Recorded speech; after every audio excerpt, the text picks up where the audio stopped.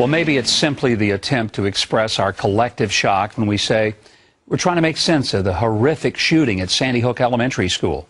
But we're not going to make sense. Not from that which is totally disconnected from the cognitive capacity of any rational human being. The governor of Connecticut, Dan Malloy, got it right when he said evil has visited this community. President Obama, in an emotional statement from the White House, spoke more as a parent than a politician, and he quoted the Bible to bring comfort to the nation. Churches were filled in Newtown, Connecticut last night as candlelight vigils were held to grieve for the 27 innocent people killed and the countless lives of those shattered by a few seconds of crazed carnage. On Friday, Neil Cavuto asked me, where was God? And I said that for 50 years, we've systematically attempted to have God removed from our schools, our public activities, but then at the moment we have a calamity, we wonder where he was. Well, the predictable left lit up the airwaves and blogosphere with a vile and vicious reaction and jumped to the conclusion that I said that if we had prayer in school, the shooting wouldn't have happened.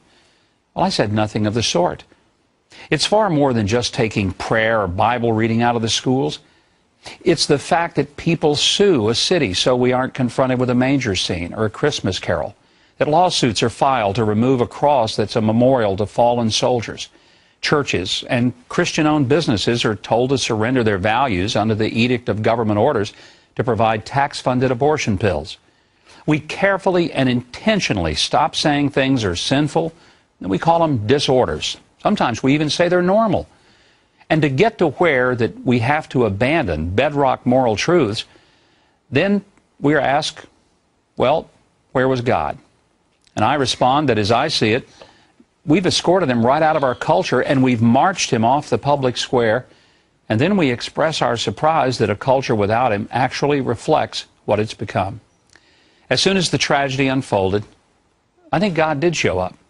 He showed up in the lives of teachers who put their lives between a gunman and their students. He showed up in policemen who rushed into the school not knowing if they would be met with a barrage of bullets. He showed up in the form of hugs and tears for children, parents, and teachers who had lived through the slaughter. He showed up at the overflow church services where people lit candles and prayed. And he showed up at the White House, where the president invoked his name and quoted from his book. And in a few days or weeks, we'll probably ask God to excuse himself from view, and we will announce in our arrogant pride that we're now enlightened and educated, and we've evolved beyond needing him. And somebody's going to suggest that we pass a law to stop all this kind of thing. I might want to point out that we don't have to pass a new law. There's one that's been around a while that works if we teach it and observe it. Thou shalt not kill. Oh, there are about 9 others. But to tell you about them would require bringing God back, and we know how unacceptable that might be. Let's go back.